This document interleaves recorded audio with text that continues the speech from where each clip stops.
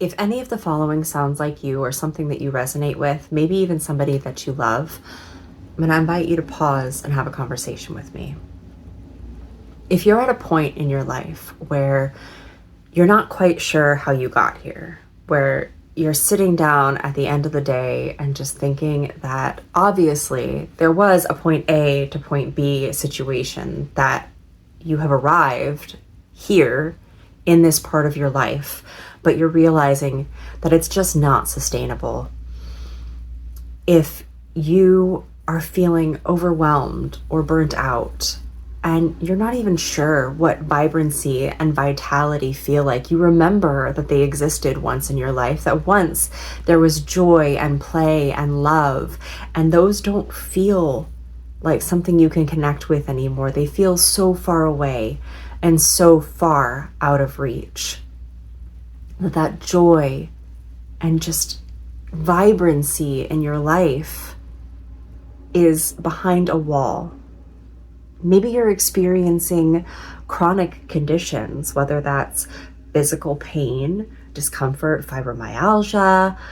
Maybe you're experiencing chronic mental struggles. You're going to therapy. You're doing all of the things that you're being told should work, and you're not feeling any better. Maybe you found yourself in a dark night of the soul.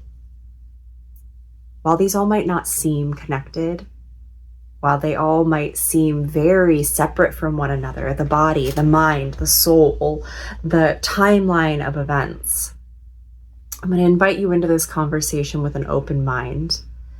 It's something that I've been working very deeply with, and the results have not only been profound, but they're not being talked about enough. I'm starting to see them in small areas of the work that I do, which is fantastic, but it's not getting out enough. It's not getting out so that everybody has access to this. And additionally, we're being told that to do this kind of work, to receive this kind of work, we have to go see someone else. We have to outsource all of our power to just feel like we can survive in our own life, in our own body. And I'm not here for that. So if any of this sounds like you, if anything has piqued your interest even in the slightest, I'm going to invite you to grab something cozy to drink, whether that's a water, a coffee, a tea, maybe a journal. Obviously, you'll have this for as long as you want. But let's get into where these connections lie and what the difference is, and what I'm seeing in the wellness sector right now, and where my work intersects, that I'm seeing big shifts in the people that I work with and in myself. If we haven't met yet, hi, I'm Tanisha. I'm the founder of Phoenix and the Oak, and what I do, the work that I do, is really understanding that the mind, body, and energy / spirit are all connected. I've learned to become a bridge for the spiritual and the scientific, to make it more digestible, but more so with this understanding of everything being interconnected. I'm not here to fix people. We aren't broken. What I'm here to do is find the areas that life and society has overshadowed and compressed who we are, so that we're putting on masks constantly to the point that we may not even know who we are. And it shows up in so many aspects of our lives, of our physical reality. So I'm not here to fix anyone. My work is to give you the tools to realize that you're not broken, and start taking control, power, sovereignty, authority, authenticity in your own life to live the way you want to. Not everything can be fixed. A broken bone may not heal in a technically perfect way. And if that's the case, it wasn't meant to. And I hear people already getting frustrated and rolling their eyes. Things happen the way they're meant to, so that we can learn from them. We can learn how to adapt.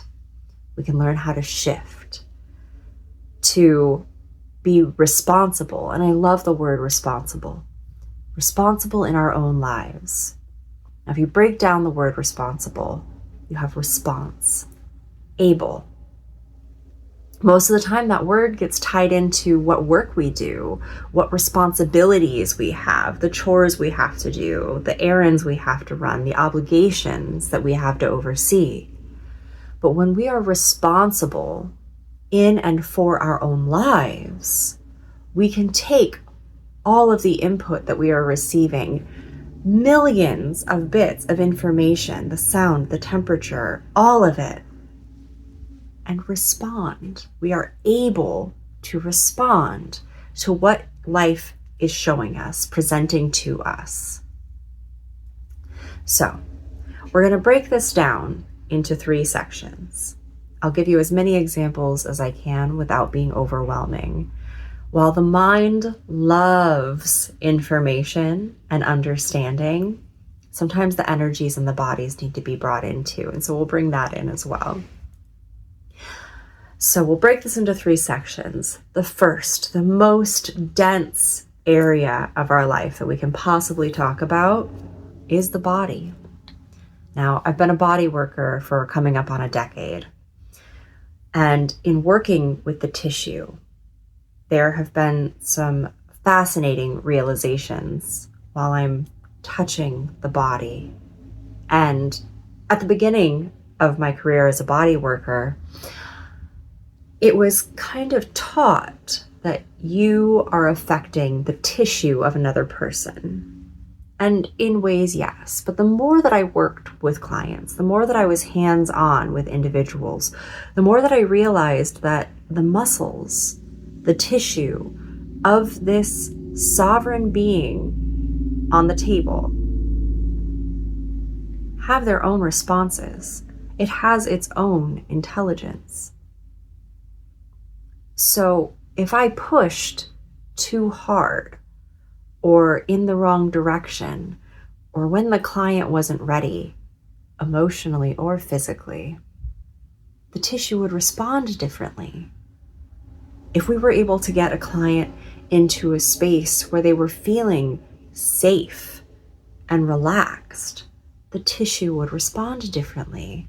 Now, mentally, as far as the client was concerned, they're there. They're saying, I want this. I want you to do this. I've had clients say, give me all of the pressure that you've got. I need a ton of pressure to get my body to respond. And I would try that.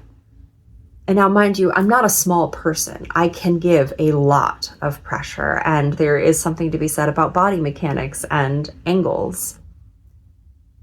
But then I found with those clients, at least some of them, that if I gave less pressure and I allowed the tissue to respond, if I merely suggested that there could be another way for it to sit, for it to be positioned, that it was safe to relax, rather than trying to force it into compliance, the tissue would respond much better.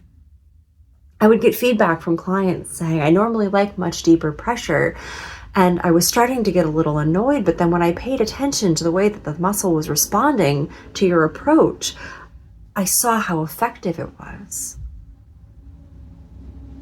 Our mind and our body are connected inherently. We say, I want to gesticulate, the body gesticulates. But from a nervous system response, from a nervous system point of view, our nervous system connects, it starts in our brain, and all of the nerves run down the spine and out into the bodies. Now, I'm not going to get too deep into the science of this. If that's something that you're interested in, we can do that another time. But 80% of the nervous system is the body taking input from outside, the temperature of the weather, the barometric pressure, the sense that you didn't fully recognize existed, all of it, everything around us, what we see, what we hear, what we smell, what we taste. And it's communicating back to the brain to let us know whether or not we're safe, whether or not we need to adjust. So in understanding that the body is talking to the brain as well, finding ways to communicate with the body specifically, not just to appease the mind and say, oh, tons of pressure, because pressure is recognizable. Pressure is force. No pain, no gain. All of these stories that we've told ourselves, and it's already starting to transition into another topic, so I'm going to rein it back in. Our tissue is intelligent. And that's something that I'm very excited that they're starting to put more bodies of work out there, because the work of being a massage therapist, a body worker, is not well researched because there's not money in it so much. So when they've done research on massage versus pain medication, or massage with therapy, massage with chiropractic, it's not getting publicly funded. It's not getting federally funded. You know, there aren't a ton of grants out there. Yeah, they want to spend money on hair and metabolism, these aesthetic things. There is not a lot of funding for what's essentially going to help us long term that we're not going to need to keep coming back for. So my goal when I'm working with clients is, if you're experiencing pain, I am not getting you out of the pain. I am helping bring awareness to your tissue, and then you can take it from there. You can work on yourself to some extent. I do most of my own body work, whether that's stretching or foam rolling or weight training, stability training. Like, I do most of my own body work. There are some points that I'm like, oh, you know, it would be nice to have someone else do that for me. And that's when I go see somebody else. But when you learn what your nervous system needs, what your body needs, and how to communicate with it and connect with it, it's a whole different response. Now, beauty is, so there are some privately funded studies that are starting to look more into fascia. And fascia is fascinating to me. I could nerd out on fascia forever. So I'm going to take a brief moment to talk about fascia. If you're unfamiliar with the term, it is starting to become more mainstream. I hear a lot about like myofascial release and structural integration. You might be familiar with Rolfing or anatomy trains. So the fascia is a connective tissue. And a long, long time ago, when we first started studying the body, they would do so on cadavers. And as they were looking and seeing, okay, here are the organs, here is the veins and the arteries and the circulatory system, because we're bunched up into a bunch of different systems, right? But they all work together. They would look at the fascia, which is essentially, if you've cooked chicken, not the fat, not the chunks of fat, but that thin film that's usually kind of clear, that's fascia, that's connective tissue.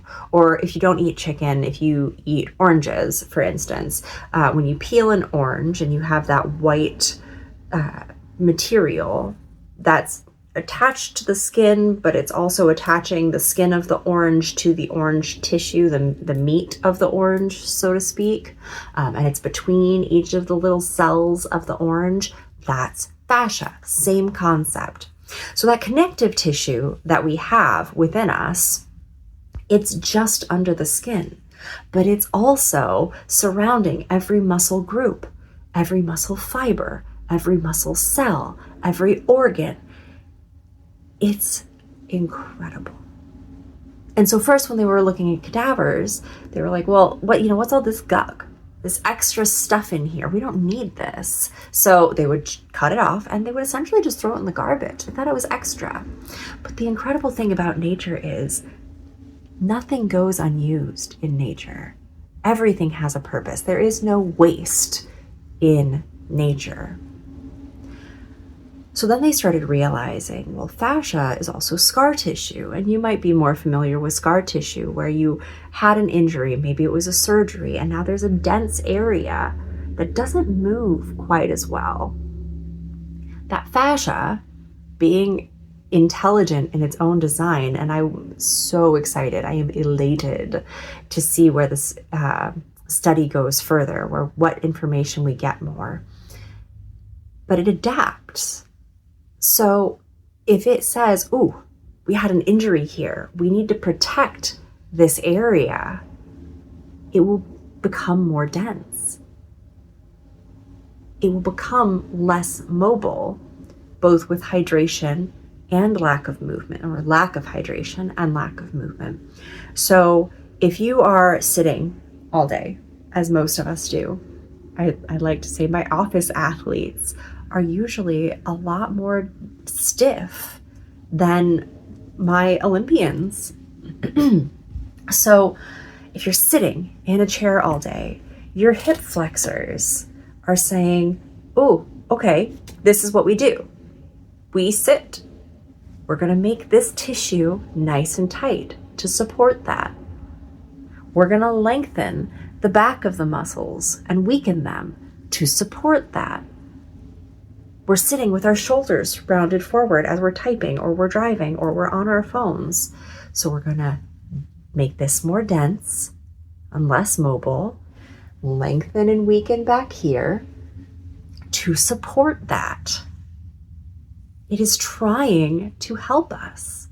It literally will adapt. It'll shift. It'll break apart and then reattach somewhere else to try to support what it thinks we need based on what we're doing. Isn't that fascinating? Now, they used to say that the fascia, the connective tissue, was just another form of tissue, but really they're starting to realize that it's more of an organ in and of itself. And the tissue is actually water in a plasma-like state. So when you have lack of hydration, there's a long time that we would be told, drink 8 cups of water a day. Now, first of all, I don't know who decided that. That was an arbitrary number. Maybe there was, I'm sure there was some kind of science behind it. But if you think of it, like, I'm 5'10", okay? I'm not a small person. So for me to drink 8 cups of water, sure, I have a lot of blood in my body. I have a lot of tissue. I have bone. I'm moving around a lot. And sure, it makes sense that I would need 8 cups of water.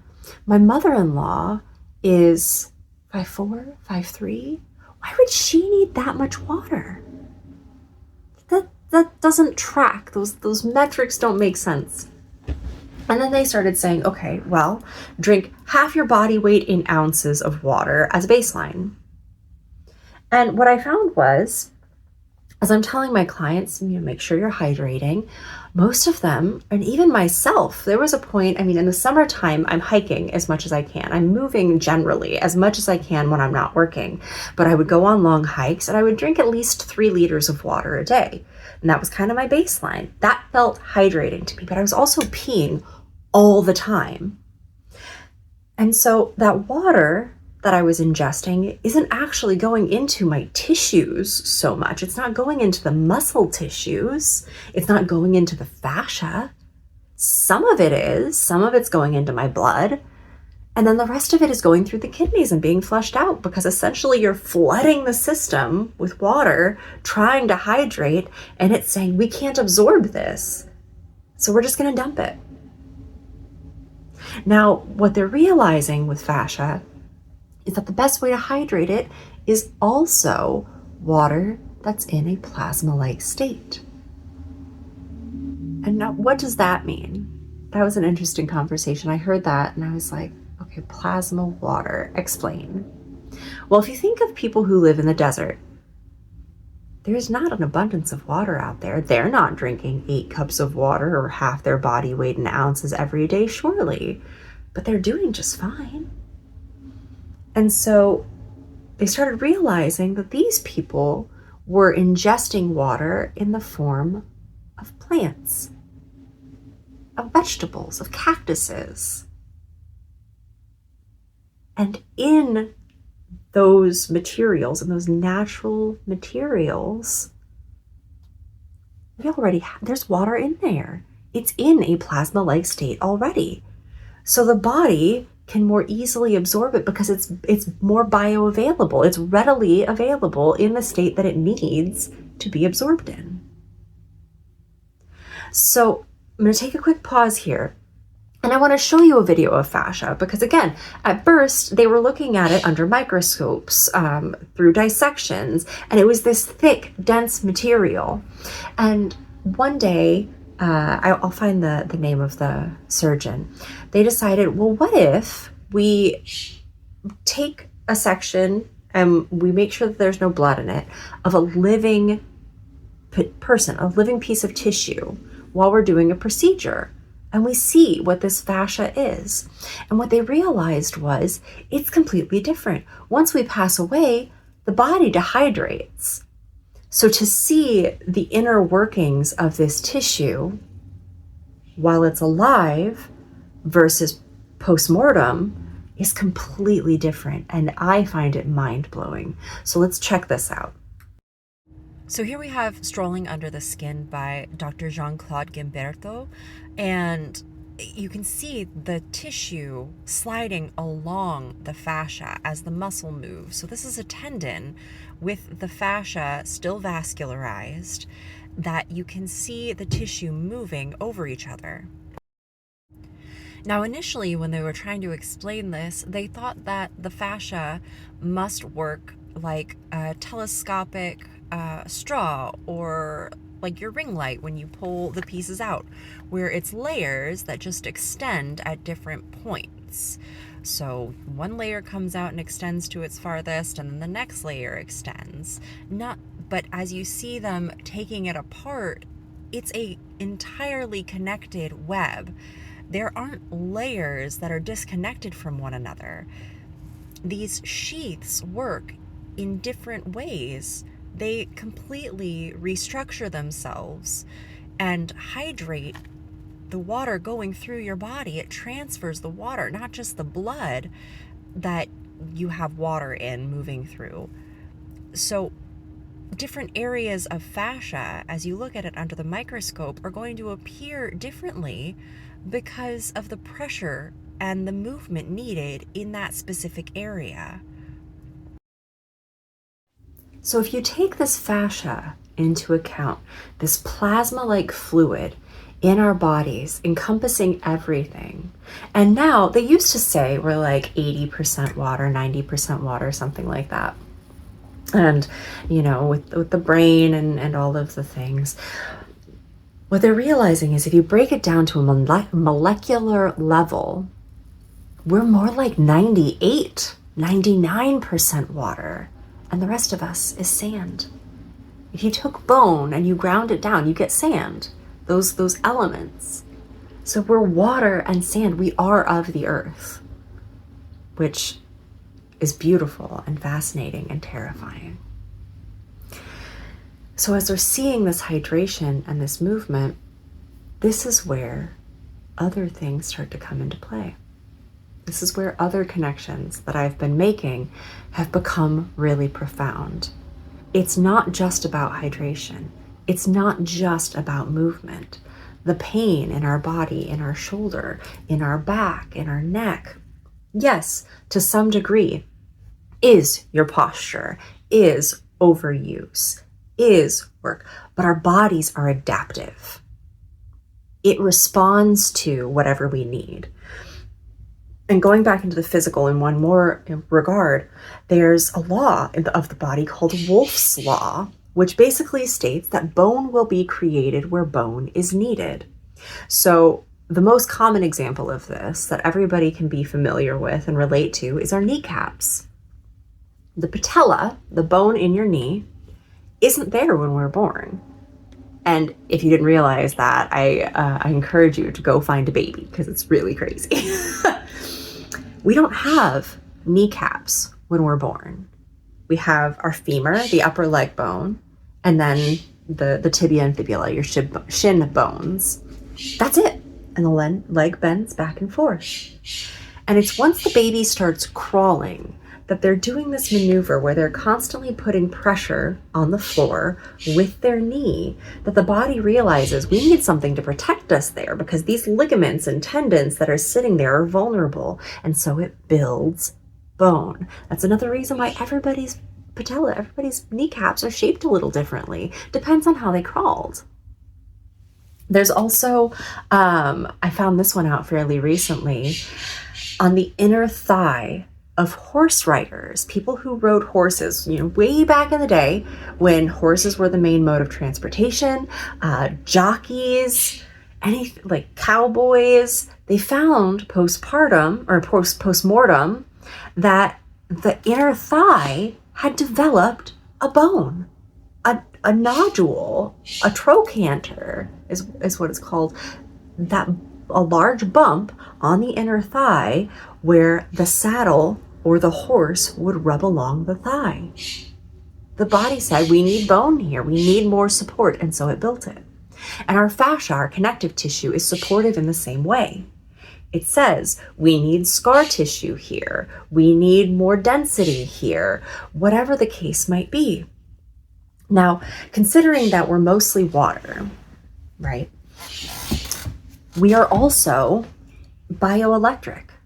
Our brain, our synapses in our brain, in our nervous system are firing electric signals, electrical impulses to communicate with our entire system, to tell us that we need to digest, to tell us that we need to breathe and beat our heart without us thinking, to tell us that we need to get up and move, whatever the case is. It's communicating with us and we with it.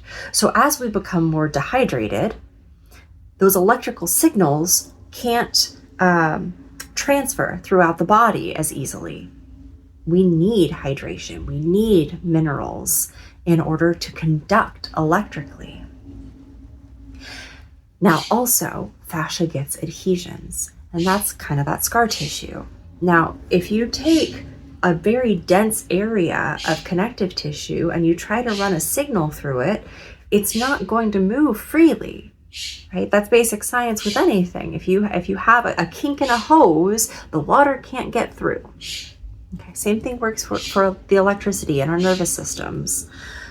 So when we're not forcing and stressing that tissue to try to adapt, when we can teach it, we can give it hydration and teach it what openness feels like, what freedom feels like, range of motion, fluidity. We are water.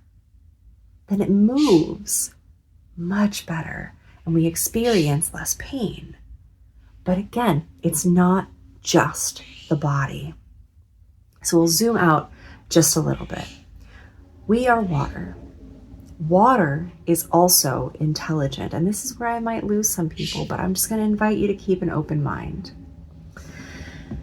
They've done studies, again, self-funded, because science isn't that interested in it, at least not yet, that have shown that water has memory.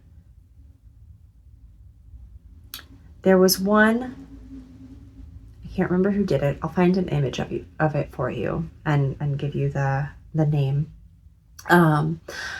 where they had taken water and they had put it like next to a coin. And then they froze the water. And when they looked under a microscope, the water was in the shape of the coin. It had the features of that coin. Now, my personal favorite is The Hidden Messages in Water by Dr. Masaru Emoto.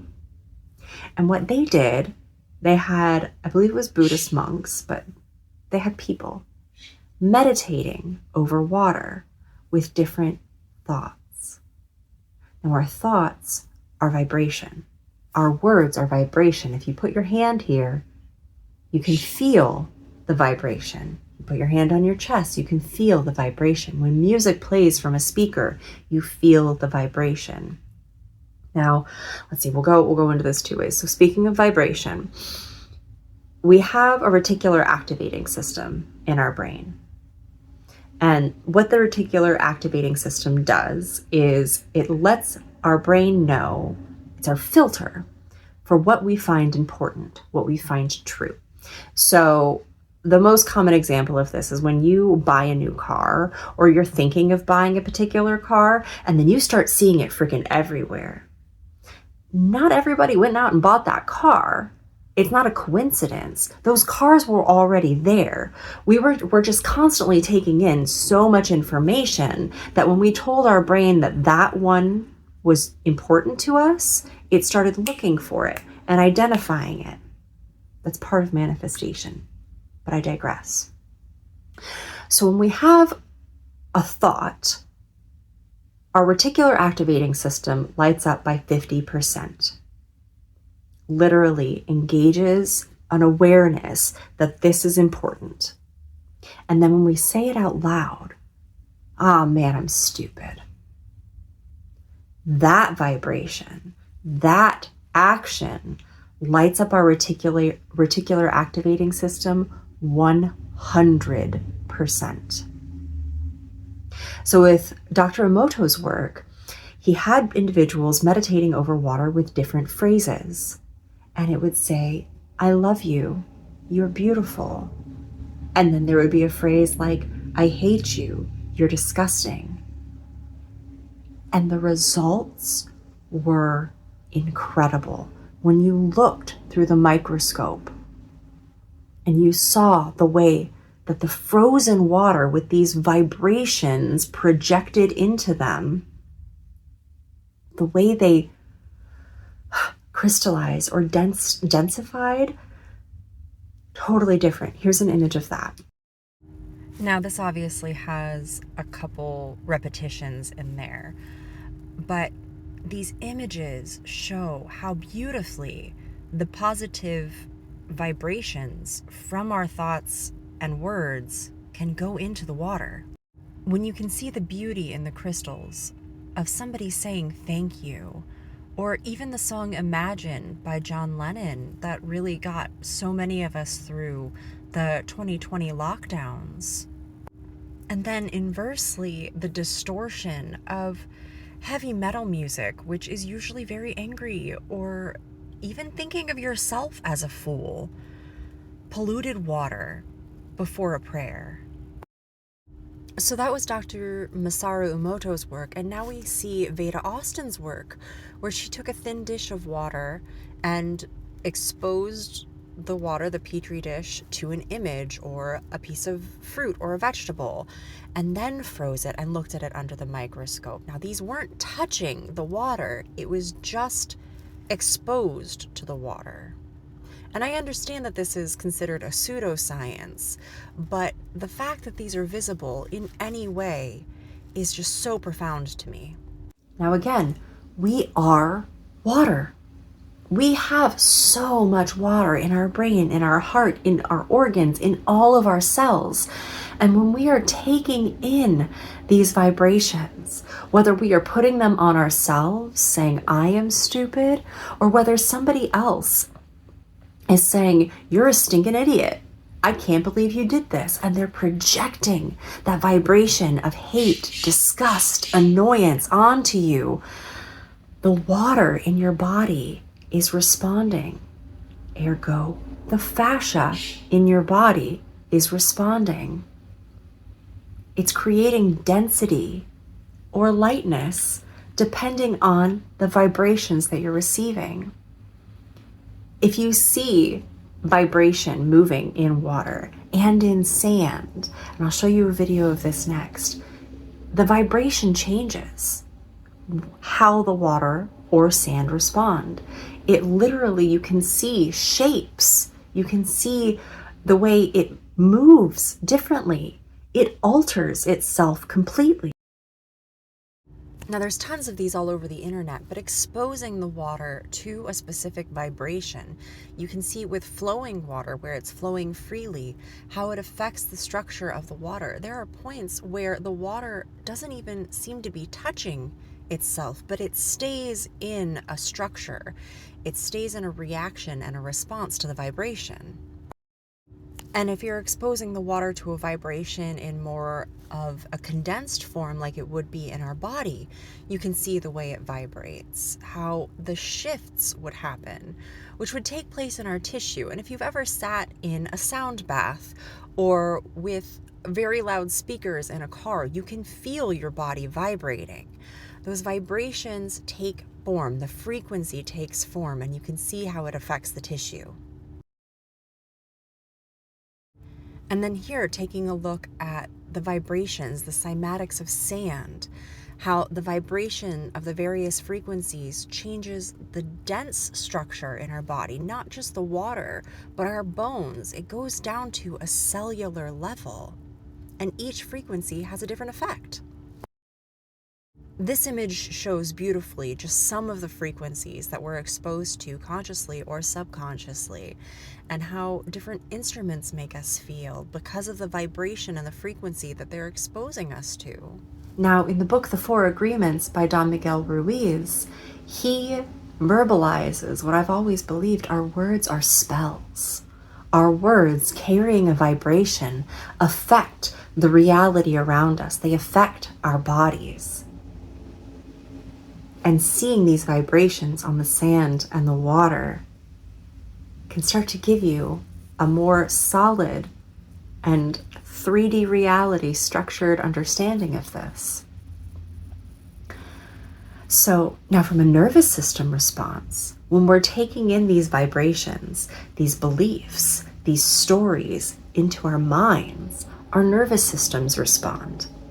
And that takes it back into the body. So if we say, well, I'll put it this way. The body evolves slowly. Technology, super fast. Like the things that I have seen in my lifetime, just since I was 18. So like half my life, the way technology has adapted and progressed, it's exponential and it's profound.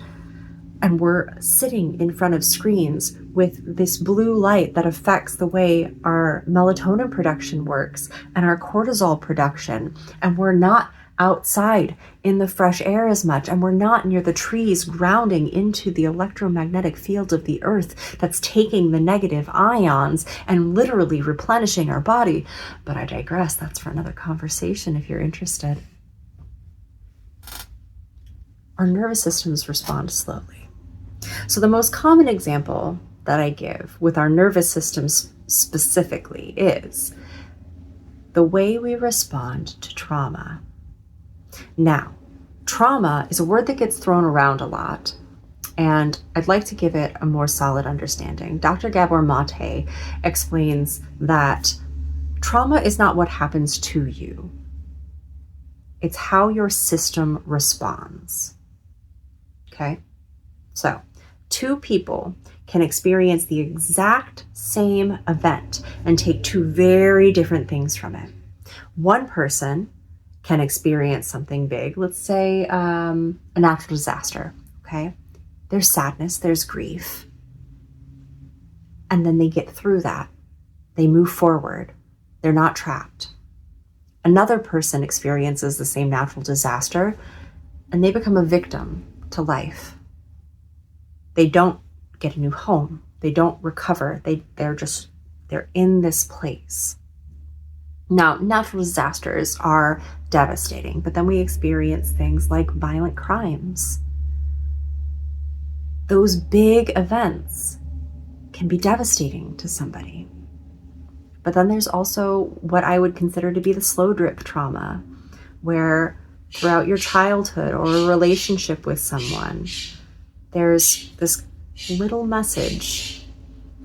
Maybe they're always undermining you. Maybe they're scoffing when you talk. Whatever it is that just slowly tells your system, I'm not good enough. I suck. I'm not worthy. All this negativity. And our brain writes stories, our nervous system writes stories to protect us. Now, two people can be in that experience and come out in different ways. There's a story of two boys, or I guess men at this point, and they were interviewed. They were twins, raised in the same household, theoretically in the same way. I'm sure that there are some differences. As a parent, I try to treat my kids with equity rather than equality. Like they don't both need the same toothbrush. They both need a toothbrush, things like that.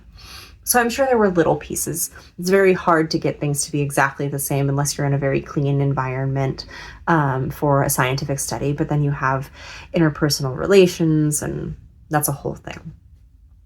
I digress. So these boys were interviewed. One of them became a convicted felon. He had gone to prison, constantly getting himself in trouble. I think he had failed out of high school. The other one became a CEO, very successful man, highly regarded. And they were interviewed as adults, and they said, why do you think you turned out this way? Like, what put you on this trajectory for your life? And they both had the same response. If you had seen how I was parented, if you see how I grew up, I had no other choice. Isn't that fascinating? We are fractals. We are physical representations of source energy. We all have our own personalities, our own stories, our own, if you get into spirituality, contracts that we are here, lessons to learn. And so we can experience the exact same thing and take two different things from it. The way our systems respond can be different. So when we talk about the nervous system,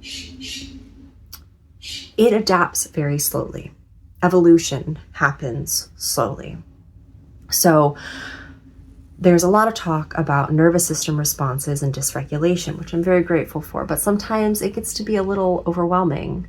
It gets to be a little noisy and not very clear. So I'm going to try to make this as clear as possible. Let's say you're out to lunch with a friend, okay? And you had a wonderful lunch, you're feeling really happy, you're so glad that you had connected with your friend, and you guys decide, oh, there's a plant shop across the street. I'm a sucker for plants. Let's go talk to this plant, let's go see this plant shop.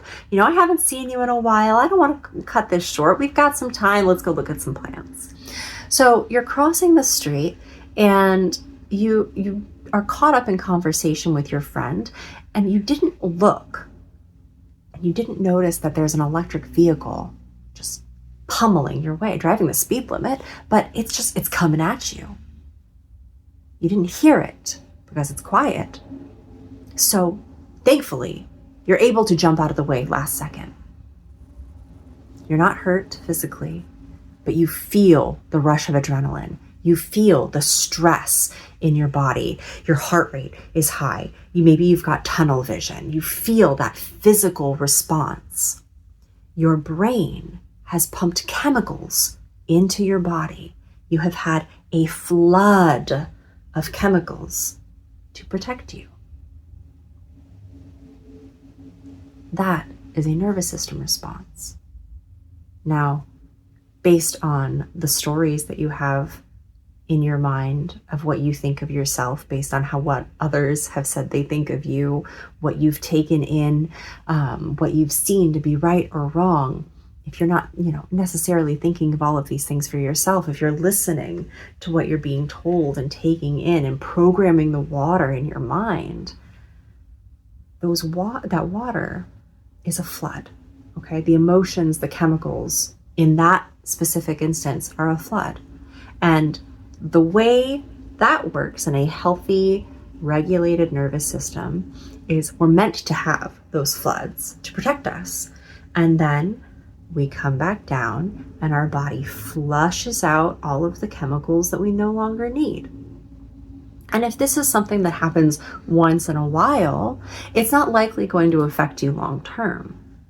But if you frequently find yourself in situations like this, maybe not, almost being hit by a car, maybe you do. Hopefully, if that's the case, you're learning to look both ways before you're crossing the street. But if you're in situations where you're constantly experiencing something that's making you feel unsafe, something that's making you feel unsettled, the water, the fascia in your body is holding on to the vibration. It's literally holding on to the chemicals that your nervous system is flooding you with. And so you're not flushing them out. You're holding them to remember, to protect you. And our body will physically respond. I know a lot of my clients who have had trauma, especially in childhood, and especially women, although I'm sure they exist in men and it's just less talked about. I would love to experience more emotionally open male clients to really dive into these effects and see how we can help them. But I primarily see this in women with a history of trauma. They end up with like irritable bowel syndrome, with stomach upset, discomfort. They end up with fibromyalgia, just pain that's inexplicable and can be debilitating. With men, I see more stress symptoms, tight shoulders, They say, oh, I'm carrying the weight of the world on my shoulders. Those energetic stress responses show up physically in our bodies. When we have our shoulders up here, we feel like we can't put things down. The body is responding. And it's trying to communicate with you, but the world keeps bombarding you with the same situations, and you're not at a point where you feel like you can recover. You don't feel like you can have a break. Or if you do, let's say you take a vacation and you relax. Sometimes that relaxing can feel unsafe. But let's say, hopefully, you're able to rest and recuperate. Let's say you take a week off, you go on vacation, it's wonderful, and then you put yourself in the exact same situation. You're going to get the same symptoms. And I hate to be the one to break it to you, but if you're not changing your reality, then it's going to keep happening. And that doesn't necessarily mean you need to change your job. This is where the mind, the body, and the spirit are all connected. So the body is responding, our nervous system is responding, saying, this is what's happening. It's happening consistently. We need to protect ourselves. And then you think of emotional responses with the body. There are two examples that I really love with that. One is if you think of somebody who's depressed. Most of us have experienced depression. There's a lot of reasons why. And I have a lot of theories and practices behind that. But if you think of somebody who's depressed, they're not generally, they might be wearing masks, so to speak, look like they're smiling, look like everything's okay, but something just feels off. When you talk to them, there's something behind their eyes that doesn't feel like it's fully there. And usually, especially when they're really struggling with it, there's a slowness to their speech. And if you think of yourself as depressed, what happens to your body? Are you sitting tall and feeling strong with that straight spine and that strength to your core that says you can take on the world? Or does your head kind of slow down and feel fuzzy? Your shoulders drop and your solar plexus, this central area of our power, is collapsed in and it's trying to protect itself, and we just don't have the energy to do anything. Sometimes not even to wash ourselves and take care of ourselves. The body is responding to the mind, to the hormones, to the state of being. Inversely, Tony Robbins talks about this, about studies that have been done where if you stand in a power pose for 90 seconds, and try this now if you want, if you don't believe me, or if you want to experience yourself, to stand for 90 seconds in a pose that makes you feel powerful. I have some clients who really love like the tree pose. They're like, I've climbed a mountain and this is fantastic. And they're saying yes. I personally am a fan of Wonder Woman. So I'm standing hips, shoulders back, arms wide. I am here. I am here to show up and be myself, take on the world. That 90 seconds will literally boost your testosterone levels. The body is telling the mind how to respond. They're interconnected. They work together. So going to talk therapy to deal with your stress, to rehash old traumas and talk about it constantly, it might desensitize you, but the body is not being addressed. The chemicals being held in our bodies, the emotions behind them. We're getting brain information, the whys, the yeah, I get it, logically, but our system isn't. Our system isn't being reprogrammed. That's why when somebody comes in for body work, especially if we're focusing on the fascia, and I often incorporate energy work as well, but when we're tapping into the body and we're working somatically within the body, with movement, with energy, with just the whole system, then even just after one session, they might say, they don't necessarily say, although some do, like, I feel relaxed, I feel lighter. Now, they're not losing weight. They're not losing physical weight. They're opening up their centers. They're opening up their body. They're letting go of that load that they've been carrying. They truly do feel lighter. And then we bring in the energy behind it. Now, if you're familiar with the chakra system, there's a lot to it with meridians and traditional Chinese medicine. But if we go in just stereotypically with the chakras, we start at the base of our spine, at our root, at our deepest connection with the 7 traditional chakras. There are more, but I won't get into that. With our physical connection to the earth, with our manifestation, with our safety, our foundation of safety. And that's huge. If that foundation, that piece at the bottom, like a tree, if our roots aren't stable, if we're feeling unsteady, if you build a house and the foundation is wobbly, all of the walls that you're building on that foundation are going to tumble. The tree is not going to be able to stand. So when a lot of people say, do meditation. Now I have my 2 cents on meditation, of course. Meditation is wonderful, but it's all up here. It's all up here, right? Very infrequently are we connecting with the body. It's focusing on quieting the mind. Now, also traditionally, meditation was meant for men, which I have thoughts on.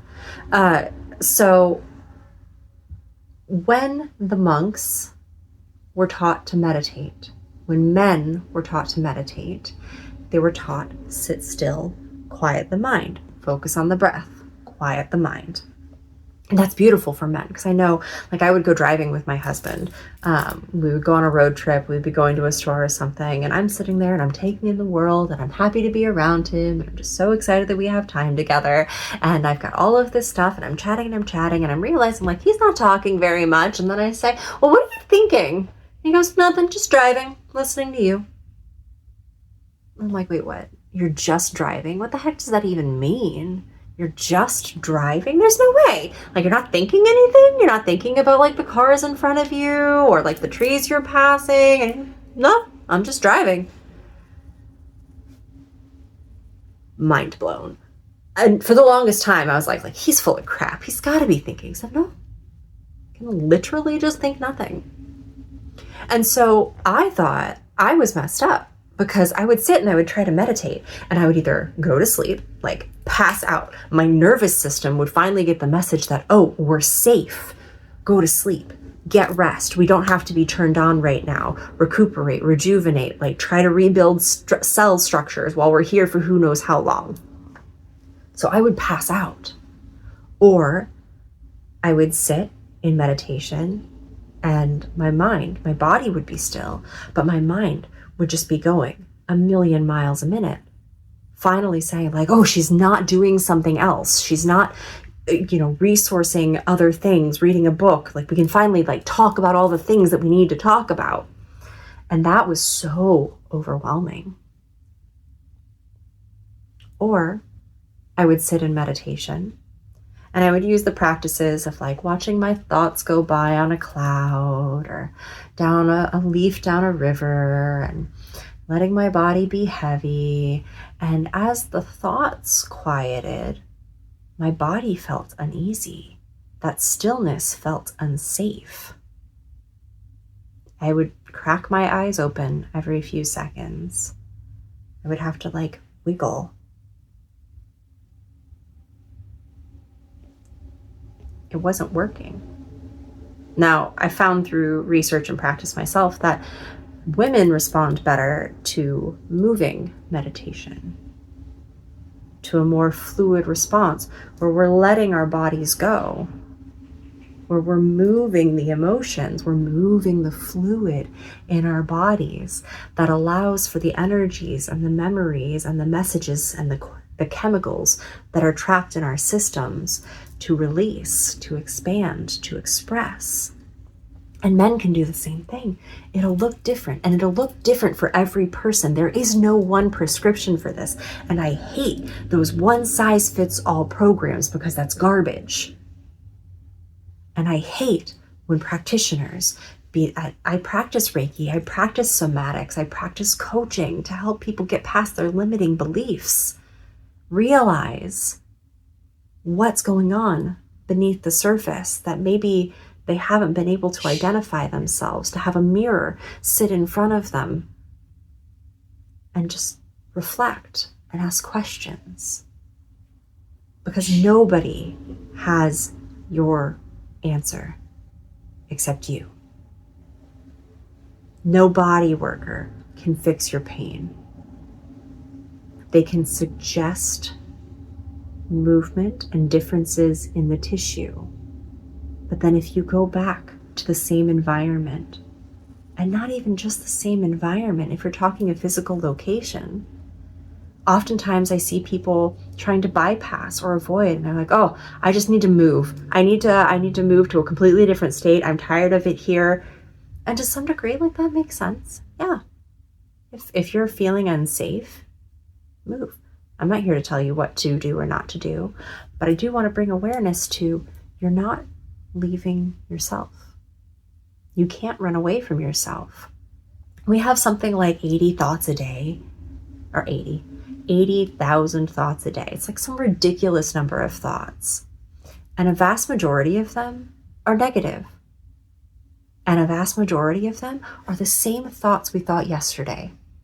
Now, if you get into neural programming, you can think of it like a farmer driving a tractor. I love this example. So, or you know what? I'm going to give one that I experienced in my real life. Okay. So I was going to move into a house. I had my 2 small kiddos. My husband was taking care of some loose ends. So it was the kids and I realized that as we were getting this house, we were essentially renting to own from a woman whose elderly father had lived in the house and he had passed away. She didn't want the house, but she was friends with some of our family members, or she was acquaintances with some of our family members. And she said, I want to help this young couple with their 2 small kids, and they can just live there and they can pay me rent, and then eventually they can buy it or whatever. And so as I'm sitting in the house one day, I'm playing with my kiddos, and I realized that not what I used as the main bedroom, but apparently what he used as the main bedroom, there was a groove in the carpet that went from the door of the bedroom right to the kitchen.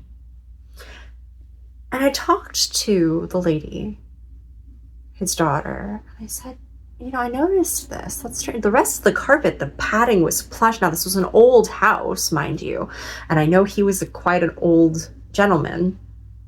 But the rest of the house, the carpet, the padding on the carpet was fairly new. Like, it had some density to it still, but this area was like flat. It was a little groove in the carpet. And so I asked, like, what do you think happened here? Like, what's going on? And she goes, well, about, I think she said it was like a decade or so ago, my mom passed away.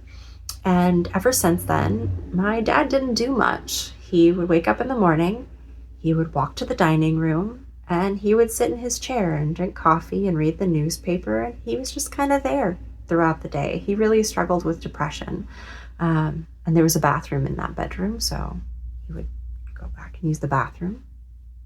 Then he would go back to his dining chair. And that groove, that pattern, had been ingrained into the carpet. And our brain works the same way. Our brain says we need to solidify that. So we have plasticity to our brain, the ability to change it, that fascia. And it says we're learning this, we're doing this, we're trying this. Maybe it's muscle memory of a piano, or song notes, or literature, or movie quotes, whatever it is. And it says, oop, these ones are important. We're going to solidify this because we're doing this one over and over and over. We're making a habit. So we're going to lock it in. We're going to create that pathway so we can get from point A to point B easily, and we know exactly how to get there.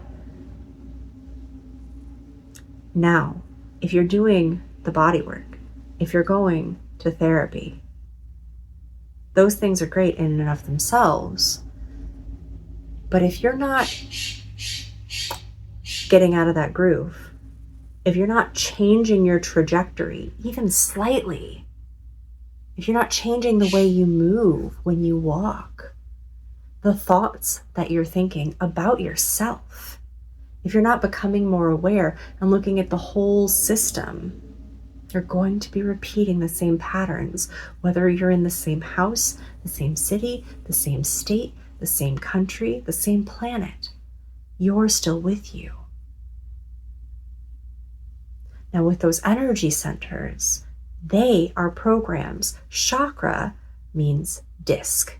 And if you think of it like a floppy disk, I'm going to show my age a bit, or a CD, each chakra has a program of something that it's in charge of, whether that's our physical body, our emotional body, our mental body. So the root chakra being our grounding, our sense of stability and safety. Also our hips, our bones. If there's something that's off in there, if that program has a virus or a glitch or has been programmed ineffectively, those things aren't going to work well. Our next center, our center of creativity. Maybe you were so creative as a kid. You used to paint, you used to draw, you used to imagine, you would make stories and play pretend. And then life told you that that was stupid. You're never going to make a living that way. You need to be a lawyer, a doctor. You need to get your head out of the clouds. Change that program for our safety, to be accepted, to be loved, to be successful, to survive. Our sense of power may have been taken away when we tried to be who we were and people shut us down. We wanted to wear the clothes we wanted to wear, and somebody told us, you can't do that. You look stupid. Nobody's going to take you seriously if you go to work or if you go to a job interview with a Pixar tattoo. And so we change, we adapt, we put on masks. Our energy centers dampen and block and reroute to try to keep us safe, and it affects our body and it affects our mind. So if we're not addressing the whole picture, then we're not going to get the big shifts. We might get temporary band-aids. We might get big aha moments, and then we'll lose them. We'll go back into that pattern. We'll go back into that groove. So if you take anything from this, it's that you're not broken. You've adapted intelligently to get yourself to this point. And now your system, your soul inside is saying, this isn't working. And that happens a lot. All of the defense mechanisms and masks that we wore as kids to put ourselves into a box to stay safe and loved and cared for are not who we are. It's how we adapted. And you have just as much power to change that. So if you're looking for something tangible, I'll give you 2 practices. Whenever you get the opportunity, move your body, open up, stretch your arms, do something fluid and not in straight lines. Our body is not built in straight lines. We do bicep curls, right? Straight up and down. There's only a very small portion of the bicep that's actually straight up and down. Very small. We are built in rotations and spirals. We need movement. And then for 3 days, let's just do 3 days, small practice, something bite-sized. Notice your body. I like to set a timer when I first start this exercise to bring awareness as a reminder. Okay, so set a timer every couple hours, whatever feels right for you. You know, maybe you start with every 3 hours, maybe you start with every 2, whatever works into your day, because this is your life. So set a timer for every however long, and when that timer goes off, let it be something gentle, and then notice, don't change anything. What was I thinking? How is my body feeling? Is my breath high? Is it tight? Is there tension in my body? Is there discomfort? Are there emotions? You're not changing anything. You're just noticing. You're learning to listen. Those are the first steps. That's the foundational work. Now, you have all of the power to do this on your own, to be who you are, not who you're meant to be, not somebody different, not new year, new me. You already are. You are perfectly as you are. It's just behind the defense mechanisms, behind the ways that you've adapted to survive.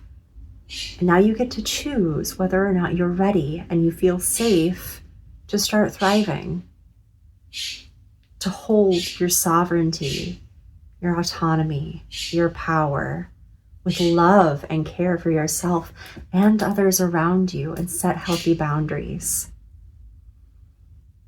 To not be in as much pain, mentally, emotionally, physically.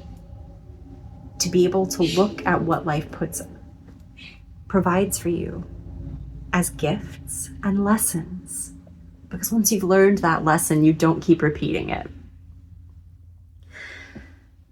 Now, with that being said, if this resonates, if this makes sense, and if something inside of you says, yes, this is what I've been looking for, this is the difference, and you don't want to do it alone, I do have a container for foundational work that is running every once in a while. I'm starting a new one at the end of January. It's called Ground and Align. It is building these foundational practices, and from there we go into something bigger. I have one-on-one work that I'm happy to offer you, but only if it resonates. And if something didn't sound right to you, beautiful. That is your individual right, your power to say, I agree with this, but not this. And I love that for you.